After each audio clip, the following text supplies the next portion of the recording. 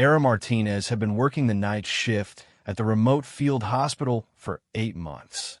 Her colleagues knew her as the quiet nurse who never complained about double shifts, who could star in 4 on the most dehydrated patient on the first try, and who somehow always remained calm during the most chaotic emergencies. What they didn't know was that before she ever touched a stethoscope, Sarah had spent 6 years as a Marine Corps sniper with 47 confirmed kills across 3 deployments. The small medical outpost sat just 12 miles from the contested border, serving both military personnel and local civilians caught in the crossfire of an ongoing conflict. Most nights passed quietly, with Sarah making her rounds, checking on patients, and ensuring everyone received their medications on time. But on this particular October evening, as she adjusted the morphine drip for a young soldier who'd lost his leg to an improvised explosive device, she heard something that made her freeze. The distant sound of diesel engines approaching from the east. Multiple vehicles, moving fast, moving tactical. Sarah's trained ear immediately recognized the pattern. This wasn't a supply convoy or a routine patrol. This was an assault formation, and they were heading directly toward the hospital. She had exactly 4 minutes to transform from Sarah Martinez, the gentle night nurse, into Sergeant First Class Martinez, the Marine sniper who had once held off an entire enemy platoon for 6 hours in the mountains of Afghanistan. The question wasn't whether she could do it. The question was whether she could do it while protecting 17 patients, 5 medical staff members, and maintaining her carefully constructed civilian cover that had taken years to build. As the sound of approaching vehicles grew louder, Sarah walked calmly to her locker, her hands steady despite the adrenaline beginning to course through her veins. Hidden behind her spare scrubs and personal belongings was a case she'd hoped never to open again. Tonight, the night nurse would have to become a warrior once more. Sarah Martinez checked her watch as she entered the field hospital for another night shift. The numbers glowed green in the dim light. 1900 hours. 7 o'clock in the evening, civilian time. She'd been trying to think in civilian time for 3 years now, ever since she'd hung up a Marine uniform and picked up a nursing degree, but old habits died hard. The field hospital sat in a valley between 2 hills, surrounded by razor wire and concrete barriers. It wasn't much to look at from the outside, just a collection of prefab buildings and medical tents, but it served as a lifeline for anyone within a 50-mile radius who needed serious medical care. The nearest civilian hospital was a 6-hour drive over dangerous roads, assuming you could make the journey without running into rebel checkpoints or improvised explosive devices. Dr. James Crawford looked up from a chart as Sarah approached the nurse's station. He was a good man, she'd learned over the past 8 months. A trauma surgeon who'd volunteered for this assignment after his wife died in a car accident back home. He threw himself into the work here, staying busy to avoid thinking about his loss. "Quiet nights so far," he said, handing her the patient roster. Mrs. Valdez in bed 3 is still asking for more pain medication, but she's already at her maximum dosage. The soldier in bed 7, Martinez, no relation I assume, is scheduled for surgery tomorrow morning. His infection is responding well to the antibiotics. Sarah nodded, scanning the list of 17 patients currently in their care. She knew each case by heart. Mrs. Valdez, a local shopkeeper who'd been caught in crossfire between government forces and rebels 3 weeks ago. Young Private Rodriguez, 19 years old, who'd stepped on a mine while on patrol. An elderly farmer named Hassan who'd suffered a heart attack while fleeing his village. Each name represented a story, a life disrupted by the ongoing conflict that had plagued this region for over a decade. "I'll make my rounds," Sarah said, tucking the chart under her arm. Dr. Crawford nodded and returned to his paperwork. The other night staff consisted of two orderlies, Marcus and Ahmed, both local men who'd learned English working with the various international medical organizations that had operated in the area over the years. There was also Dr. Elena Petrov, a Russian emergency physician who worked 3 nights a week, though she wouldn't arrive until later. Sarah began her routine, moving methodically from bed to bed. She'd learned the importance of routine during her military service. Consistency saved lives. In combat, it kept you alive. In medicine, it kept your patients alive. She checked vitals, adjusted medication dosages, and offered words of comfort in both English and Spanish. Her Spanish had improved considerably since arriving here, though she still struggled with some of the local dialect. Private Rodriguez was awake when she approached his bed. He was young, maybe 20, with dark eyes that seemed older than his years. The improvised explosive device had taken most of his left leg, and the doctors had been fighting infection for 2 weeks. "Can't sleep again?" Sarah asked quietly, checking his chart. "Every time I close my eyes, I'm back there," he said. In that moment right before it happened, I keep thinking maybe if I'd stepped somewhere else, or if I'd been looking down instead of ahead. Sarah had heard variations of this conversation hundreds of times, both in military hospitals and here. Survivor's guilt was a common companion to physical trauma. She'd experienced it herself after her last deployment, when her spotter had been killed by a sniper while she'd been repositioning to a new location. "The what-ifs will drive you crazy if you let them," she said, adjusting his foreline. "I've found it helps to focus on what you can control right now. Your recovery, getting stronger, thinking about what comes next." Rodriguez looked at her carefully. "You sound like you know something about it." Sarah paused. She'd learned to be careful about revealing too much of her background. The other medical staff knew she'd served in the military before becoming a nurse, but she'd been vague about the details. It was easier that way. Fewer questions. "I've seen my share of wounded soldiers," she said simply. "The ones who recover best are the ones who find something to fight for beyond just surviving." She moved on to the next bed before Rodriguez could ask more questions. Mrs. Valdez was sleeping fitfully, her face still showing signs of pain despite the medication. The bullet that had struck her had missed major organs but had shattered 2 ribs. At 63, she was healing slower than a younger patient would. The hours passed quietly. Sarah administered medications, changed bandages, and checked on the patients who had difficulty sleeping. Around midnight, she took her break and stepped outside for fresh air. The night was clear, with stars visible despite the glow from the security lights around the perimeter. She could hear the distant hum of the generators that kept the hospital running and the occasional radio chatter from the security checkpoint at the main gate. The field hospital was protected by a small contingent of government soldiers, usually no more than 8 or 10 men at any given time.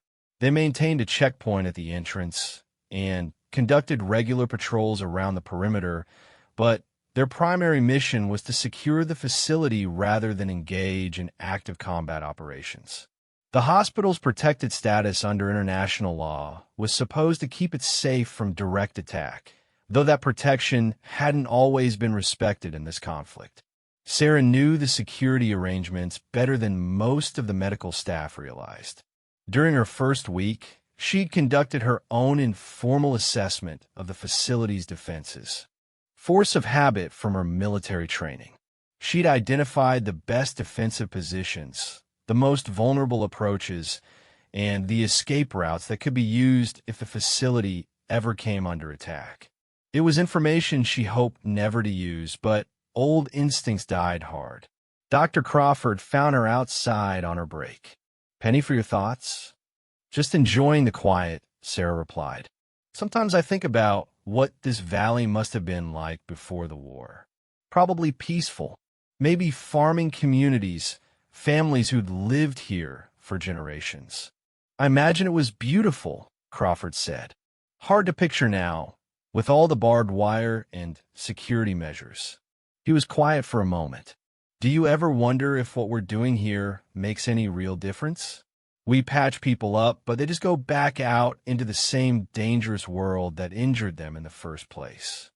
Sarah considered the question. She'd asked herself similar things during her military service. Whether one more mission, one more target eliminated, one more patrol completed actually changed anything in the bigger picture. I think about it, she admitted. But then I look at someone like Private Rodriguez. 3 weeks ago, he was bleeding out in a field somewhere. Tonight, he's alive and talking about his future. That has to count for something. Crawford nodded. You're right. Sometimes I get too focused on the big picture and forget about the individual lives we're saving. He checked his watch. I'm going to grab some coffee. Want anything? I'm good, thanks.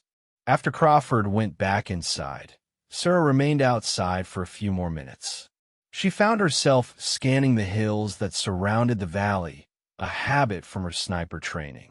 Always aware of potential threats, always thinking about fields of fire and defensive positions. She'd been doing it unconsciously for months without even realizing it. A sound caught her attention, faint but distinct. Vehicle engines, still far away but moving in their direction. She listened carefully, trying to determine the number of vehicles and their approximate distance. It was probably nothing, just another supply convoy or patrol returning to base, but something about the sound pattern bothered her. The engines were running heavy, like vehicles carrying a full load. And they were moving fast, faster than supply convoys typically traveled on these roads at night. Sarah felt the familiar tingle of alertness that had kept her alive through 3 combat deployments. She went back inside and continued her rounds, but part of her mind remained focused on those distant engine sounds. By 2 in the morning, she dismissed her concerns as paranoia. The sounds had faded, probably vehicles passing on the main road several miles away. Dr. Petrov arrived for her shift at 2:30, a tall woman with blonde hair pulled back in a severe bun. She was competent and professional, but not particularly warm. She nodded to Sarah and began reviewing the patient charts. Anything unusual tonight?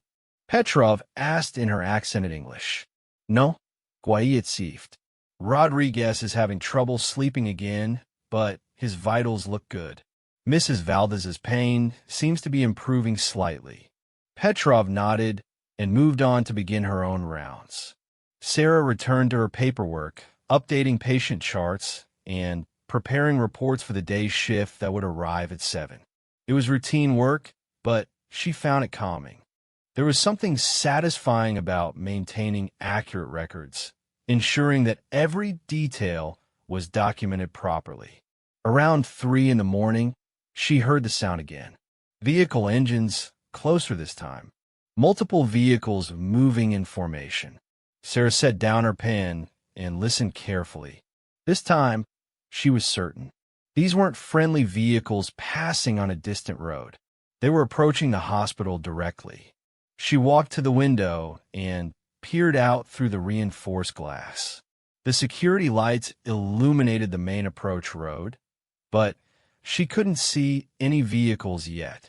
However, her trained ear told her they were close, maybe 2 or 3 minutes away. Sarah moved quickly, but calmly to her locker in the staff break room. Her hands didn't shake as she entered the combination, though her heart rate had increased. Behind her spare uniforms and personal belongings was a hard case she'd hoped never to touch again. Inside the case, carefully maintained and ready for use, was her personal rifle, a modified M40A6 sniper rifle that she'd purchased legally after her discharge and had transported with proper permits when she'd accepted this assignment. She'd told herself it was just precaution, that she'd probably never need it. But Sarah had learned long ago that hope was not a strategy and preparation was the difference between living and dying when things went wrong. The rifle felt familiar in her hands, muscle memory taking over as she quickly assembled and checked the weapon. She grabbed 2 boxes of ammunition from the case and moved to the window. Through the glass, she could now see headlights approaching the main checkpoint. The government soldiers at the checkpoint had apparently seen them too. She could hear shouted commands in the local language and saw guards taking defensive positions. But something was wrong. The approaching vehicles weren't slowing down or stopping for the checkpoint. They were accelerating. Sarah's military training took over. She quickly assessed the situation and made her decision. Whatever was about to happen, 17 patients and 5 medical staff members were depending on the security forces to protect them. But if those security forces failed, she might be the only thing standing between innocent people and whatever hostile force was approaching. She grabbed her radio and switched to the emergency frequency. Security station, this is medical staff. I have eyes on multiple vehicles approaching fast from the east. They're not stopping at the checkpoint. The response came immediately. Medical, stay inside the building and move patients away from windows if possible. We have the situation under control. Sarah hoped they were right, but she wasn't taking any chances. She quickly moved through the hospital, quietly waking Dr. Crawford and Dr. Petrov and instructing them to prepare for potential casualties and to move patients away from the outer walls if possible. She didn't mention the rifle she now carried with her. What's happening? Crawford asked. Unknown vehicles approaching. Probably nothing, but better to be prepared. Outside, she could hear the sound of engines growing louder, accompanied now by the distinctive rattle of automatic weapons fire. The government soldiers were engaging the approaching vehicles. Sarah moved to a window that provided a view of the main approach and assessed the situation. There were 4 vehicles moving fast and taking heavy fire from the checkpoint guards. But they weren't stopping. As she watched, the lead vehicle crashed through the checkpoint barrier and continued toward the hospital. The other vehicles followed, their occupants returning fire at the government positions. This was not a random attack or a case of mistaken identity. This was a deliberate assault on the field hospital, and the small security force was being quickly overwhelmed. Sarah realized that in less than 2 minutes, armed insurgents would be inside the hospital where she'd spent the last 8 months caring for patients and working alongside colleagues who had become like family to her. The quiet night nurse was about to become something else entirely. The first vehicle smashed through the outer fence at exactly 0347 hours. Sarah knew the time precisely because she'd been trained to mark significant moments during combat situations. Timestamps mattered when filing after-action reports, assuming anyone survived to file them. She watched from the reinforced window as the lead truck, a modified pickup with a machine gun mounted in the bed, roared past the burning security checkpoint. 3 government soldiers lay motionless near the guardhouse.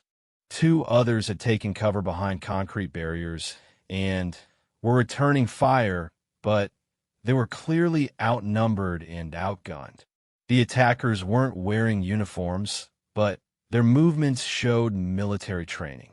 They advanced in coordinated fire teams, providing cover for each other as they moved toward the hospital building.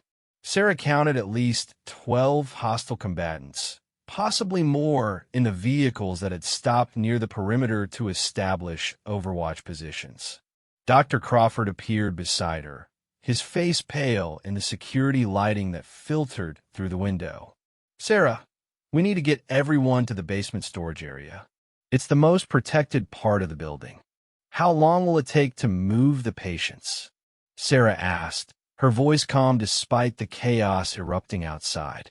The ambulatory ones can walk, but We have at least 6 who can't be moved easily. Rodriguez, Mrs. Valdez, the farmer with the heart condition. Moving them could kill them. Sarah made her decision. Get who you can to safety. I'll buy you time. What do you mean? Sarah, you're not security. You're a nurse. Before Sarah could respond, the building's main entrance exploded inward. Someone had used an explosive device to blow the reinforced doors off their hinges. Smoke filled the reception area, and she could hear voices shouting commands in Arabic. The insurgents were inside. Sarah moved quickly down the hallway, staying low and using her knowledge of the building's layout to her advantage. She'd walked these corridors hundreds of times over the past 8 months, but now she saw them through different eyes. Cover positions, fields of fire, choke points where a single shooter could control multiple approaches. The hospital's design actually worked in her favor. The main corridor formed a T-shape, with the patient wards extending in 2 directions from the central nurse's station. Someone defending from the right position could monitor both approaches while maintaining an escape route to the rear of the building. She could hear the attackers moving through the reception area, their boots crunching on broken glass and debris. They were taking their time, clearing rooms systematically. Professional. These weren't random criminals or desperate refugees. This was a planned military operation. Sarah reached her chosen position near the corner where the main hallway intersected with the east wing. From here, she had clear lines of sight down both patient corridors while remaining concealed behind a reinforced concrete pillar that supported the building's structure. She checked her rifle one final time, chambering around and adjusting the scope for the shorter distances inside the building. The weapon felt familiar in her hands, muscle memory from thousands of hours of training taking over. But there was a difference now. In Afghanistan and Iraq, her targets had been enemy soldiers in a war zone. Tonight, she was protecting patients and medical staff who had trusted her to keep them safe. The first insurgent appeared at the far end of the hallway, moving cautiously with his assault rifle raised. Sarah could see him clearly through her scope, a young man with a beard and military-style equipment.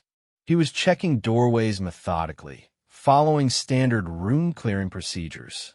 Sarah controlled her breathing and applied gentle pressure to the trigger.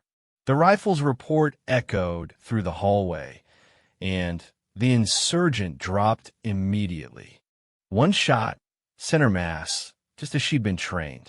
Clean and efficient. Immediately, voices began shouting in Arabic from the reception area. The attackers now knew they were facing armed resistance, and their approach would change accordingly. Sarah shifted position slightly, knowing they would try to flank her location. Dr. Petrov appeared in the doorway of the patient ward, her eyes wide with fear and confusion. What was that? Are you shooting at people? Get back to the patients and keep them calm, Sarah ordered. Lock the doors and don't come out until I tell you it's safe. You can't just start killing people. This is a hospital. They came here to kill patients and medical staff, Sarah replied without taking her eyes off the hallway. I'm not going to let that happen. Petrov hesitated for a moment, then retreated back into the ward. Sarah could hear her speaking urgently to the patients in Russian-accented English, trying to explain what was happening while keeping them calm. 2 more insurgents appeared, this time moving in coordination. One provided cover, while the other advanced, a standard leapfrog technique. Sarah waited until they were both in the open, then took the shot that would create the most confusion. She targeted the rear man first, the one providing overwatch. When he fell, his partner would be exposed and disoriented. The shot was perfect. The second insurgent spun around when his partner collapsed, tried to identify where the fire was coming from. Sarah's follow-up shot dropped him beside his teammate. 3 down, at least 9 still active. The radio crackled with traffic in Arabic, and Sarah realized the attackers were coordinating their response. They would probably try to approach from multiple directions now, forcing her to divide her attention. She was proven right moments later when automatic weapons fire began chewing up the concrete around her position. The rounds were coming from the reception area, but they were suppressive fire meant to keep her pinned down while other team members maneuvered to flank her. Sarah low-crawled to a new position further down the hallway, using a supply cart for cover. She'd learned in Afghanistan that staying in one location too long was a good way to get killed. Movement was life. From her new position, she could see movement in the West Wing corridor. At least 2 insurgents were trying to circle around behind her position. But they made a mistake. They were moving through the corridor where Mrs. Valdez and several other patients were located. Sarah had a choice to make. She could maintain her defensive position and let the insurgents advance, or she could move to intercept them before they reached the patient rooms. Either option carried significant risks. The decision was made for her when she heard screaming from the West Wing. One of the patients, probably Mrs. Valdez, was terrified by the sight of armed men entering her room. Sarah could hear harsh voices demanding information in broken English. "Where's the American soldier? We know he is here." They were looking for Private Rodriguez. This wasn't a random attack on a medical facility.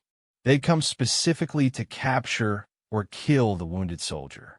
Sarah moved quickly down the West Wing corridor, using room doorways for cover as she advanced. The insurgents had entered Mrs. Valdez's room, and she could hear them questioning the elderly woman in broken Spanish mixed with Arabic. "No soldiers here," Mrs. Valdez was saying in Spanish. "Only sick people. Only hurt people. You lie, old woman. We saw the American brought here. Where is he?" Sarah reached the doorway of Mrs. Valdez's room and assessed the situation through the partially open door. 2 insurgents stood over the elderly woman's bed, their rifles pointed at her chest. Mrs. Valdez was clearly terrified, but tried to maintain dignity despite her fear. Sarah had engaged targets at distances of over 1,000 meters during her military service, but she'd never taken a shot with friendly civilians in such close proximity to hostile combatants. The margin for error was essentially zero. She steadied herself against the door frame and acquired her first target through the rifle scope. The insurgent on the left was slightly further from Mrs. Valdez, providing a cleaner shot. Sarah controlled her breathing and squeezed the trigger. The rifle's report was deafening in the confined space. The first insurgent dropped immediately, his weapon clattering to the floor. The second man spun around, trying to identify the source of the fire, but Sarah was already adjusting her aim. Her second shot took him down before he could bring his weapon to bear. Mrs. Valdez was screaming now, a mixture of fear and relief as she realized she was no longer in immediate danger. Sarah quickly entered the room and knelt beside the elderly woman's bed. "It's okay, Mrs. Valdez. It's Sarah, your nurse. You're safe now." The woman grabbed Sarah's arm with surprising strength. They were looking for the young soldier, the American boy with a hurt leg. "I know. I won't let them get to him." Sarah quickly checked the insurgents to ensure they were no longer a threat, then collected their weapons. 2 AK-47 assault rifles and several magazines of ammunition. The rifles were well maintained and showed signs of regular use. These men were experienced fighters. She helped Mrs. Valdez sit up slightly and checked to make sure the woman hadn't been injured during the confrontation. "I need you to stay in this room and keep quiet. Can you do that for me?" Mrs. Valdez nodded, her eyes still wide with fear, but showing trust in Sarah. "Will you protect the others?" "The young soldier, he is just a boy." "I will. I promise. Sarah moved back into the corridor and immediately heard radio chatter from the Insurgents' communication equipment. They knew their team members were down, and they would be calling for reinforcements or changing their tactics. She made her way toward the East Wing, where Private Rodriguez and several other critical patients were located. As she moved, she could hear Dr. Crawford's voice from one of the rooms, speaking calmly to a patient who was clearly agitated by the gunfire and chaos. "It's going to be all right, just stay calm. The security forces will handle this." Sarah wished she shared his confidence, but she'd seen the security checkpoint overrun and knew that any surviving government soldiers were probably pinned down or retreating. The hospital staff and patients were on their own until reinforcements arrived, and there was no guarantee that help was coming. She reached the nurses' station in the center of the building and took cover behind the heavy wooden desk. From this position, she could monitor both corridors and had access to the hospital's communication equipment. Sarah grabbed the radio and switched to the emergency frequency. "Any government forces, this is medical staff at the field hospital. We have at least a dozen insurgents inside the building. Request immediate assistance." Static. No response. She tried again, this time using the international emergency frequency that was monitored by various military and humanitarian organizations in the region. "Mayday! Mayday! This is the civilian medical facility in Sector 7. We are under attack by unknown hostile forces. We have 17 patients and medical staff trapped inside. Request immediate assistance." This time, a response came through the static. "Medical facility, this is Coalition Air Support. We are aware of your situation. Ground forces are en route, but ETA is approximately 45 minutes. Can you hold your position?" 45 minutes. Sarah looked at her remaining ammunition and calculated the odds. She'd expended 5 rounds and had perhaps 30 remaining between her rifle and the captured AK-47s. There were still at least 7 hostile combatants somewhere in the building, and more might be outside. "Coalition Air Support, we have armed resistance inside the hospital. I can hold for 45 minutes if necessary." "Copy that, medical facility. Stay strong. Help is coming." Sarah set down the radio and checked her rifle. 7 insurgents, 30 rounds, and 45 minutes to keep them alive. She'd faced worse odds in Afghanistan, but that was an open terrain with military support. Tonight, she was surrounded by patients and medical staff who were depending on her to keep them safe. The quiet night nurse was about to discover just how far she was willing to go to protect the people she'd sworn to heal. Sarah had been holding the central position for 10 minutes when she heard the distinctive sound of grenades rolling across the floor. 2 cylindrical objects bounced around the corner from the main reception area, spinning across the polished linoleum toward her position behind the nurse's station. She had perhaps 3 seconds to react. In her peripheral vision, she could see Dr. Crawford's shocked face peering out from one of the patient rooms. Time seemed to slow as her combat training took over completely. Sarah launched herself backward, diving through the doorway of the supply closet just as the grenades detonated. The concussion wave shattered every piece of glass in the central area and sent medical equipment flying. Chunks of concrete rained down from the ceiling, and the lights flickered before the backup generator kicked in. Her ears were ringing, but she was alive and uninjured. The heavy supply closet door had protected her from the worst of the blast, though she could feel blood trickling from several small cuts on her arms where glass fragments had found their mark. Through the ringing in her ears, she could hear the insurgents advancing. They were moving fast now, taking advantage of the confusion caused by the grenades. Sarah grabbed one of the captured AK-47s and checked the magazine. 30 rounds of 7.62 ammunition. At close range, the assault rifle would be more effective than her sniper rifle. She waited until she could hear boots moving past her hiding place, then kicked open the supply closet door. 2 insurgents were advancing down the east wing corridor toward the patient rooms where Private Rodriguez and the other critical cases were located. Sarah opened fire from a prone position, the AK-47 bucking against her shoulder as she sent controlled bursts down the hallway. The first insurgent went down immediately, but the second managed to duck into a patient room for cover. She could hear him shouting into his radio, calling for support. Movement behind her made Sarah spin around.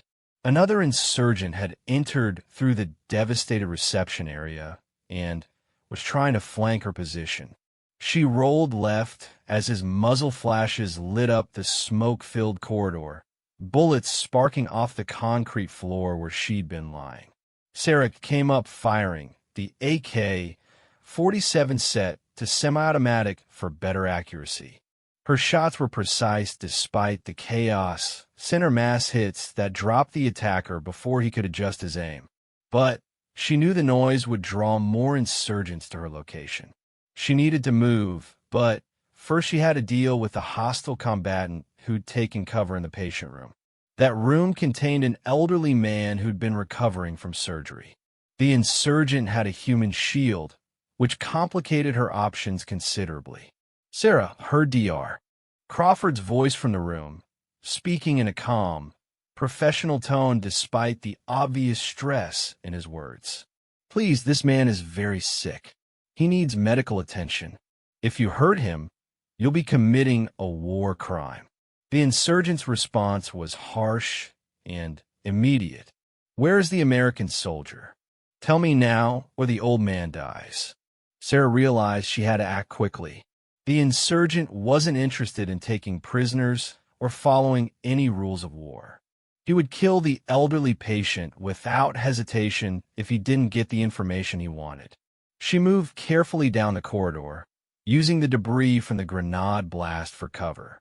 The smoke and dust in the air would help conceal her movement, but it also reduced visibility for everyone. She had to get close enough for a clean shot without endangering the patient. As she approached the room, she could hear the elderly patient whimpering in fear. The man spoke only the local dialect and probably didn't understand what the insurgent was demanding. His terror was making him incoherent, which was likely increasing the insurgent's frustration. Sarah reached the doorway and assessed the situation through the partially open door. The insurgent stood near the foot of the bed, his rifle pointed at the patient's chest. Dr. Crawford was positioned near the head of the bed, his hands raised in a placating gesture. "Listen, I'm a doctor," Crawford was saying. "I don't know anything about military operations. I just treat sick people. All of our patients are civilians or wounded soldiers who are no longer combat effective." "You lie. We have intelligence that says an American Special Forces soldier is here. He was brought here 2 weeks ago after an operation against our people." Sarah realized the insurgent was talking about Private Rodriguez, but he had bad intelligence. Rodriguez was regular infantry, not special forces, and his injury had occurred during a routine patrol, not a special operation. But the distinction probably wouldn't matter to these attackers. She positioned herself for the shot, using the doorframe to steady her aim. The angle was difficult because she had to avoid hitting the patient or Dr. Crawford, but it was manageable. Sarah controlled her breathing and began applying pressure to the trigger.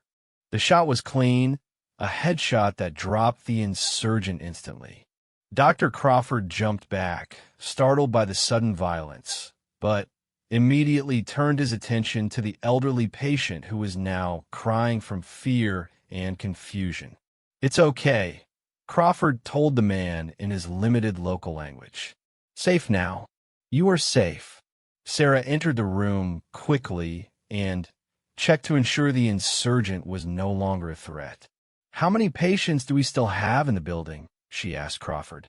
14. We managed to move 3 to the basement storage area, but the others are too critical to move safely. Where's Dr. Petrov? She's with the ambulatory patients in the basement. Sarah, what's happening here? Who are these people and why are they attacking a hospital?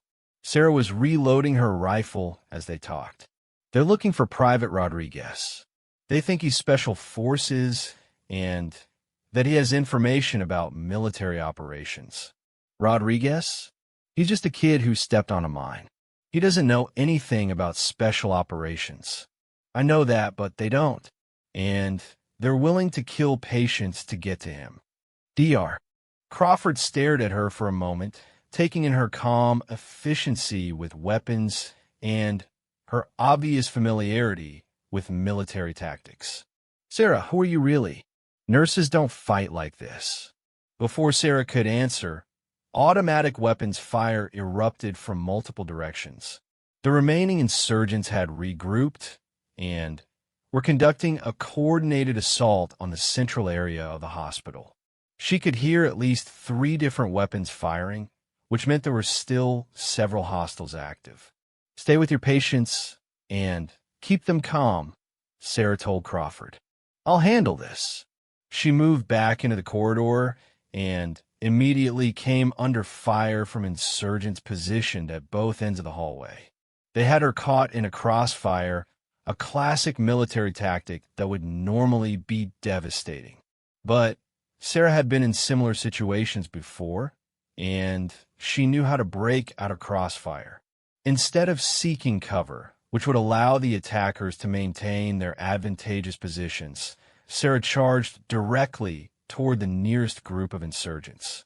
It was counterintuitive, but it was also unexpected. By closing the distance rapidly, she could force them to reposition and break up their coordinated fire.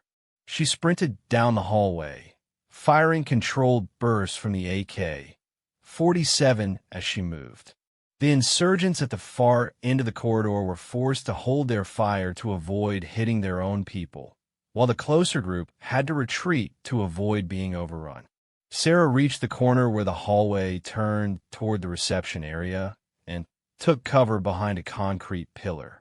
From this position, she could see 2 insurgents trying to reposition themselves near the main entrance. They were arguing in Arabic, probably trying to coordinate their next move. She aimed carefully and took them both down with precise single shots. The AK-47 was less accurate than her sniper rifle, but at this range it was more than adequate for the task. That left approximately 3 insurgents still active, but their positions were now isolated from each other. Sarah had broken up their coordination and forced them into individual defensive positions. Her radio crackled with an incoming transmission. Medical facility, this is Coalition Ground Forces. We are 10 minutes out from your location. How is your situation? 10 minutes. Sarah checked her ammunition and assessed her position. She had perhaps 15 rounds left in the current magazine and 2 full magazines remaining. 3 insurgents, 15 minutes, and then help would arrive.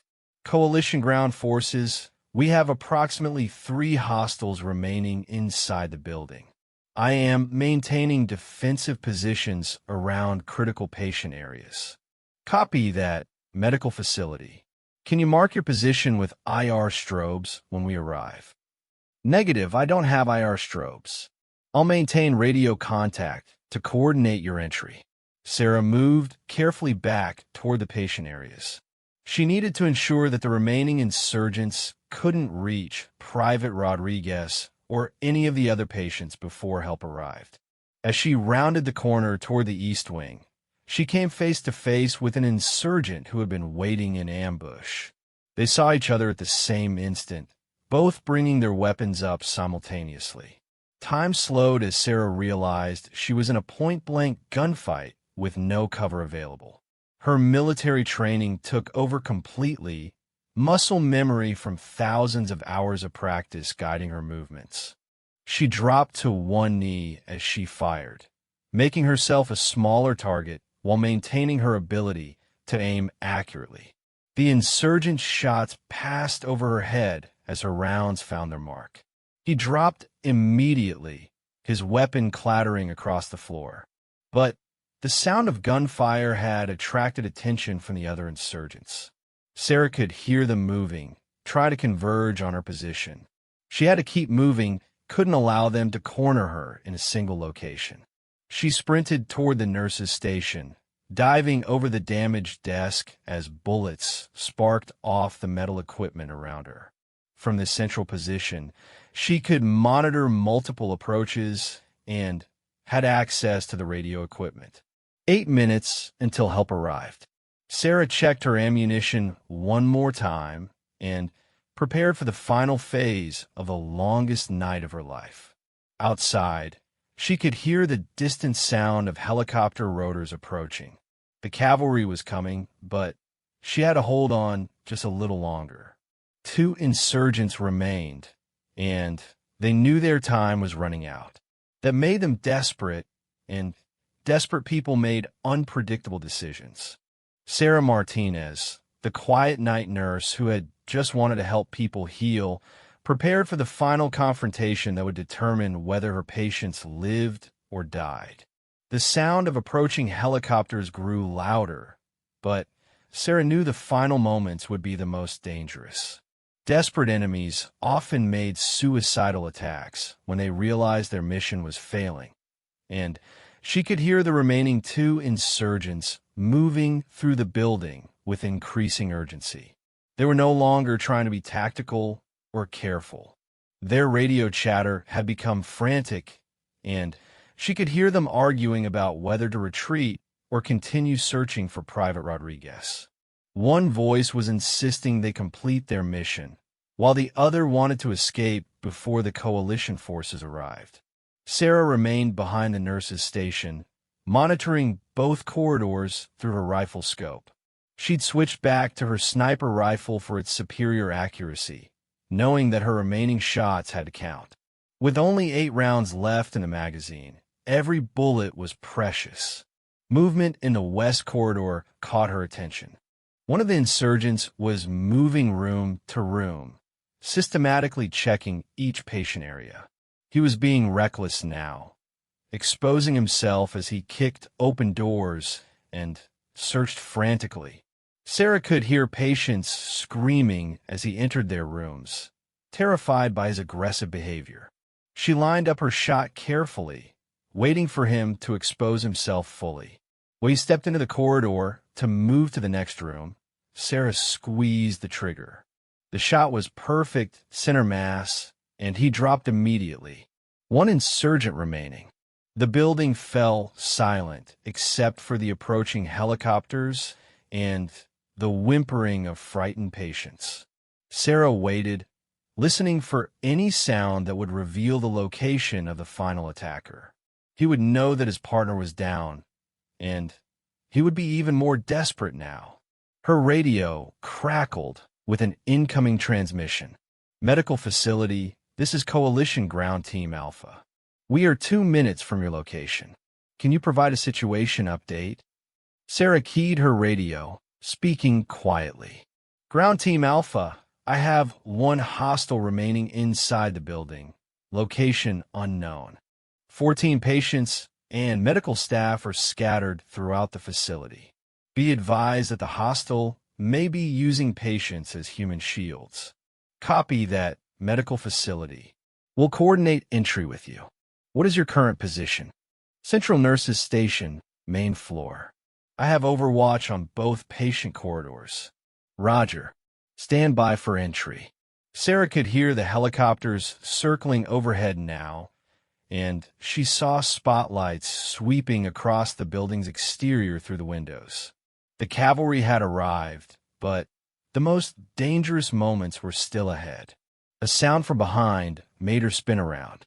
The final insurgent had somehow worked his way around to the reception area, and was approaching from the direction she'd least expected. He was moving carefully, using the debris from the earlier grenade blast for cover. Sarah saw him through the smoke and dust, but she also saw something that made her blood run cold. He was dragging Dr. Petrov with him, holding her as a human shield with a pistol pressed to her head. Dr. Petrov's eyes were wide with terror, and Sarah could see that the woman had been roughed up. There was blood on her face, and her medical scrubs were torn. The insurgent was shouting something in Arabic, then switched to broken English. "American woman with gun. I know you were there. Put down weapon or doctor dies." Sarah's mind raced through her options. She had a clear shot at the insurgent, but Dr. Petrov was directly in front of him. Even with her expert marksmanship skills, the risk to the hostage was too high. One slight movement, one moment of hesitation, and Petrov would be dead. "Let her go," Sarah called out. "She's a doctor. She's not part of this fight. She is enemy collaborator. She helps American soldiers. She dies unless you surrender." Sarah could see that the insurgent was beyond reasoning. His mission had failed, most of his team was dead, and he was desperate to salvage something from the disaster. He would kill Petrov whether Sarah surrendered or not. But there might be another option. During her military service, Sarah had trained extensively in hostage rescue scenarios. The key was to create a moment of distraction, a split second when the hostage taker's attention was focused elsewhere. "Okay," Sarah called out. "I'm putting down my weapon. Don't hurt her." She made a show of setting her rifle on the floor, but kept her sidearm concealed behind her back. The insurgent would expect her to have a backup weapon, but he might not expect her to be willing to use it with a hostage so close. "Now walk out where I can see you. Hands up." Sarah stepped out from behind the nurse's station, her hands raised, but her body positioned so that her concealed pistol wasn't visible. She walked slowly toward the insurgent and his hostage, watching for any opportunity to act. "You are the one who killed my brothers," the insurgent said, his voice filled with hatred. "You fight like a soldier, not like a nurse." "I fight like someone protecting innocent people," Sarah replied, continuing to move closer. "Let the doctor go. Your fight is with me." She could see Dr. Petrov's eyes following her movement, and Sarah tried to communicate silently with the other woman. When a moment came, Petrov would need to drop or move away from her captor, giving Sarah a clear shot. "You think I am fool?" the insurgent demanded. "I know you have hidden weapon, but it does not matter. We both die here, but first the Russian doctor dies." Sarah was now close enough to see the insurgent clearly. He was young, maybe 25, with a lean build of someone who had spent years fighting in the mountains. His equipment was good quality, suggesting he was with one of the more organized rebel groups rather than a random criminal gang. Most importantly, she could see that his finger was on the trigger of the pistol pressed to Petrov's head. Any sudden movement would result in the doctor's death. But Sarah had noticed something else. The insurgent was favoring his left leg, putting most of his weight on his right foot. He'd been wounded, probably during the earlier fighting, and the injury was affecting his balance. The sound of boots in the reception area indicated that the coalition ground forces had entered the building. The insurgent heard them too, and his desperation increased. "Stay back, or she dies," he shouted toward the reception area. "I have hostage." Sarah saw her opportunity in that moment of distraction. When the insurgent turned his head slightly to shout at the approaching soldiers, she drew her concealed pistol and made her move. "Elena, drop," Sarah shouted as she brought her weapon up. Dr. Petrov reacted instantly, throwing herself to the side as Sarah fired. The shot was taken at a distance of less than 10 feet, with no margin for error. The bullet took the insurgent in the head, dropping him instantly before he could squeeze the trigger of his own weapon. Dr. Petrov hit the floor hard, but was uninjured except for her earlier rough treatment. Sarah immediately moved to check on her while keeping her weapon trained on the fallen insurgent. "Are you hurt?" Sarah asked, helping Petrov sit up. "I think I am okay," Petrov replied, her voice shaky. "He grabbed me when I was trying to help evacuate patients." "You want to know where the American soldier was?" Coalition soldiers appeared in the corridor, their weapons raised and ready. The team leader, a sergeant with British accent, quickly assessed the situation. "Medical facility, this is Ground Team Alpha. Building appears secure. Are there any remaining hostiles?" "Negative," Sarah replied, setting her pistol on the floor and raising her hands to avoid any confusion with the arriving soldiers. "All hostiles are down. We have 14 patients and medical staff who need to be checked for injuries." The sergeant approached carefully, noting Sarah's weapons and obvious familiarity with combat tactics. "Ma'am, are you military?" "Former military. Current medical staff. These people were under my protection." The sergeant nodded, understanding immediately. "Roger that. We'll secure the area and get medical evacuation for anyone who needs it." Over the next hour, the building was thoroughly searched and cleared. The patients were checked for injuries and reassured that they were safe.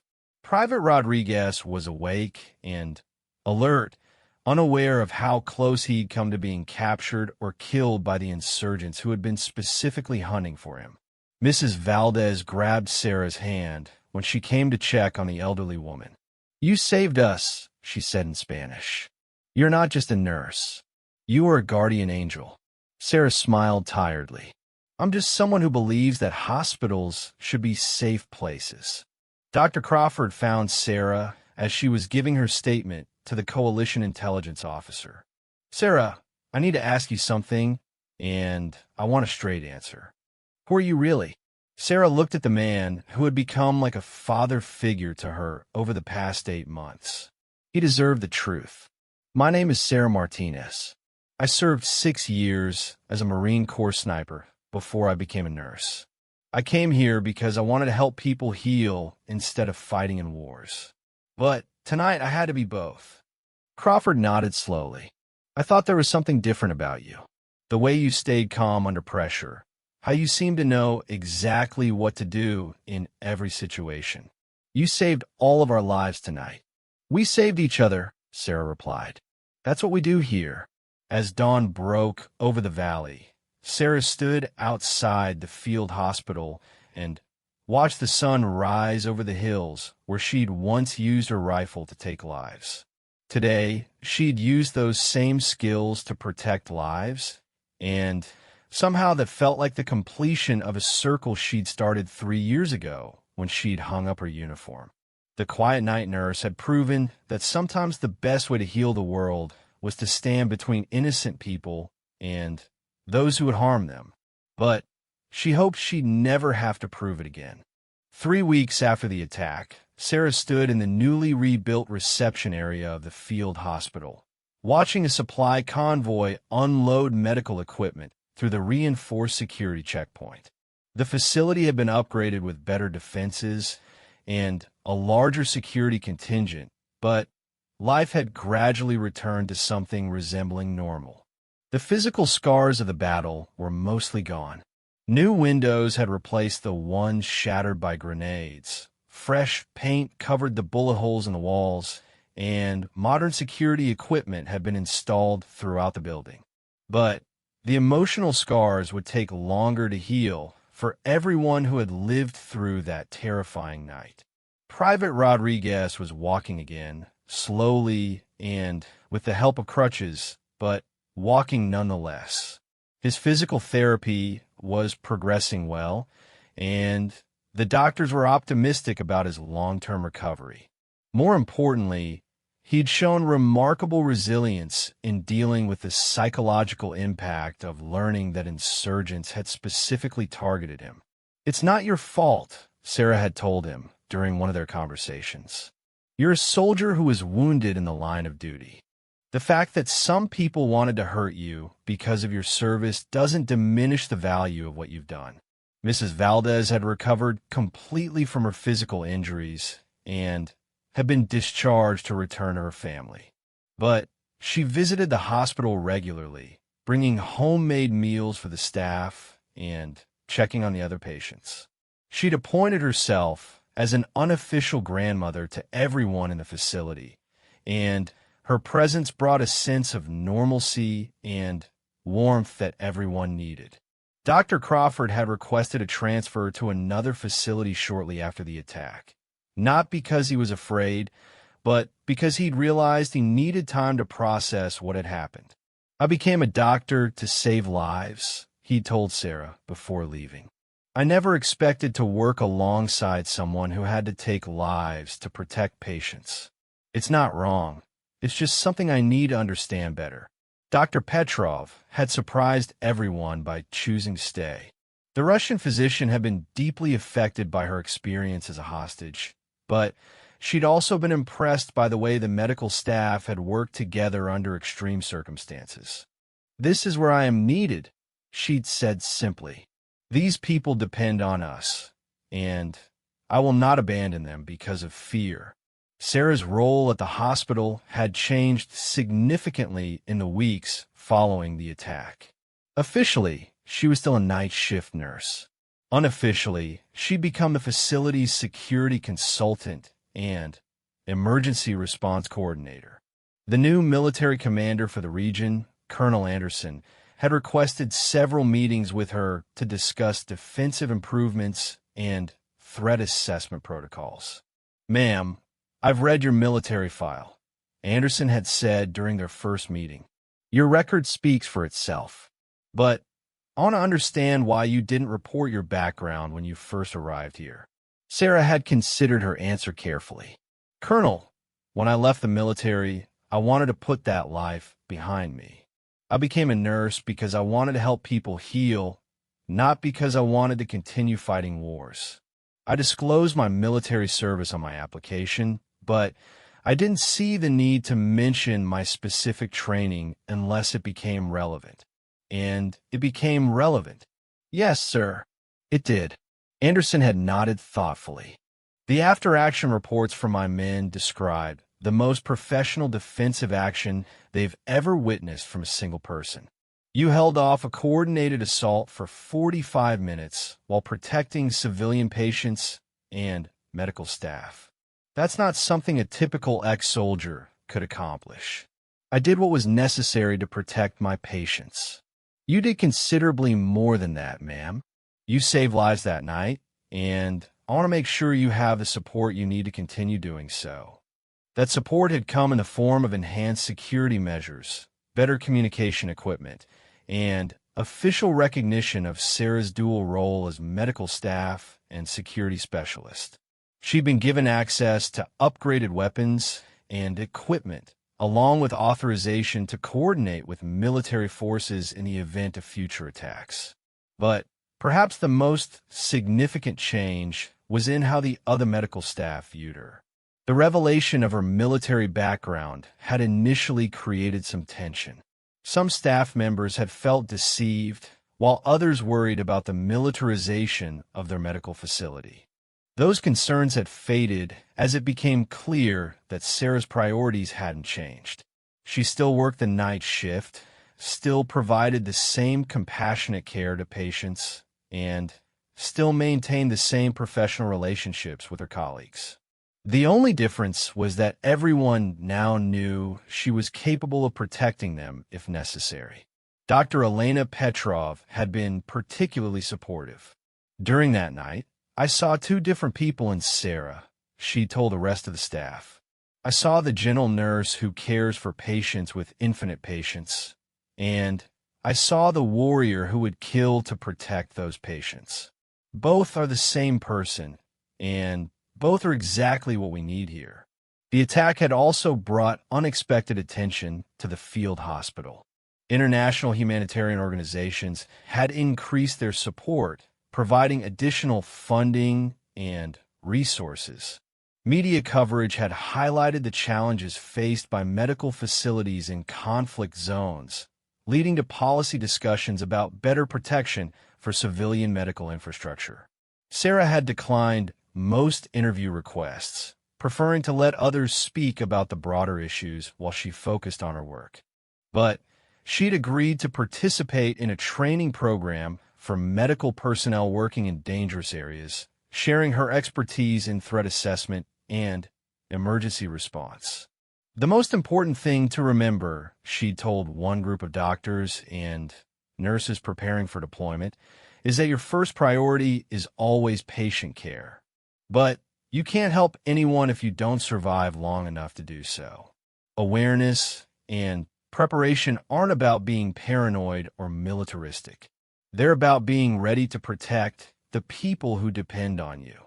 One evening, as Sarah made her rounds during what had become known as the quiet shift, she found Private Rodriguez sitting up at his bed, staring out the window at the hills surrounding the valley.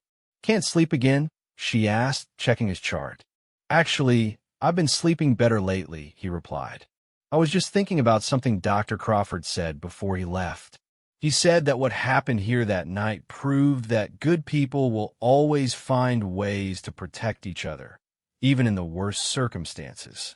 Sarah adjusted his foreline and checked his surgical site, which was healing well. "Dr. Crawford is a wise man. What do you think about what he said?" "I think he's right. But I also think it's more than that. I think what you did that night proved that people can be more than one thing at the same time. You're a nurse and a warrior. Dr. Petrov is a doctor and a survivor. I'm a soldier and a patient. We don't have to choose just one identity." Sarah smiled. "That's very insightful for someone who's supposed to be focusing on recovery. I've had a lot of time to think, and I've decided something. When I get out of here, I want to go back to school. Maybe become a paramedic or a nurse. I want to help people the way you've helped me." "That's a wonderful goal. But are you sure you're ready to leave military service?" Rodriguez was quiet for a moment. "I joined the Army because I want to serve my country and protect people. But I've learned that there are lots of ways to do that. Maybe it's time for me to find a different way." Sarah finished her examination and updated his chart. "Whatever you decide, I think you'll be excellent at it. You've already shown that you can stay calm under pressure and think about others even when you're facing your own challenges." As she continued her rounds, Sarah reflected on the changes that had occurred since the attack. The physical improvements to the hospital were important, but the real changes had been in the people.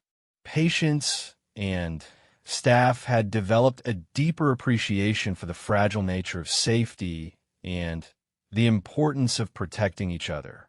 Mrs. Valdez had started an informal support group for patients who had been in the hospital during the attack. They met twice a week to talk about their experiences and help each other process the trauma. "We survived together," she'd said. "Now we heal together." Dr. Petrov had begun teaching basic first aid classes for the local community, recognizing that medical emergencies could happen anywhere and that ordinary people could save lives with the right training. "Every person who learns to stop bleeding or perform CPR becomes part of the medical community," she'd explained. The hospital had also implemented new protocols for emergency situations, with regular drills and training sessions for all staff members.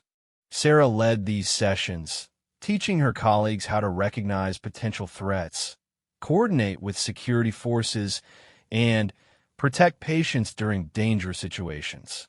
"The goal isn't to turn medical staff into soldiers," she'd explained during one training session. "The goal is to ensure that everyone knows what to do if something like this happens again. Preparation and planning save lives." As her shift ended and the morning staff began to arrive, Sarah stepped outside to watch the sunrise over the valley. The hills looked peaceful in the early morning light, but she knew that appearances could be deceiving. There were still dangers in this region, still people who viewed medical facilities as legitimate targets in their various conflicts. But there were also people like Dr. Petrov, who chose to stay despite the risks. People like Private Rodriguez, who found inspiration to help others even while recovering from their own injuries. People like Mrs. Valdez, who turned her own survival into strength for others.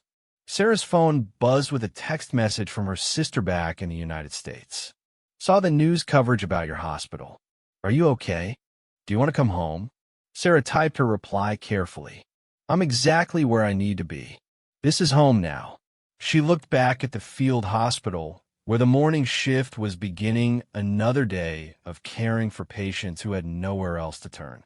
Inside those walls, people were healing from wounds both physical and emotional. Lives are being saved, futures were being rebuilt, and hope was being maintained even in the midst of ongoing conflict. The quiet night nurse had discovered that healing and protecting weren't opposite forces. Sometimes, the best way to serve others was to be ready to defend them when necessary. And sometimes the most powerful weapon in the world was the willingness to stand between innocent people and those who would harm them. Sarah Martinez walked back into the hospital, ready for whatever challenges the day might bring. She was a nurse. She was a former Marine sniper. She was a protector of patients and a guardian of the healing space they all shared. And she was exactly where she belonged. 3 months later, the field hospital received its first group of medical students, young doctors, and nurses who wanted to learn about providing care in challenging environments. Sarah was asked to give the orientation lecture, and she stood before the group of eager faces, thinking about how to summarize everything she'd learned. Medicine is about healing, she began. But healing doesn't happen in a vacuum. It happens in a world where good people sometimes have to face terrible circumstances. Your job is to focus on healing always. But never forget that you're also responsible for protecting the space where healing can occur. Whether that means washing your hands to prevent infection, speaking up when you see something wrong, or standing guard over patients who can't protect themselves, you are guardians as well as healers. One of the students raised her hand. How do you balance those two roles? Sarah smiled, thinking about Private Rodriguez, now studying to become a paramedic. About Mrs. Valdez, who visited patients every week. About Dr. Petrov, who had chosen to stay. About all the people who had found ways to heal and protect each other. You don't balance them, Sarah replied. You realize they're the same thing. And then you do whatever it takes to keep people safe so they can heal. Outside, another quiet night was beginning in the valley. And Sarah Martinez, the night nurse who is also a guardian, prepared to begin another shift watching over the people who had trusted her to keep them safe.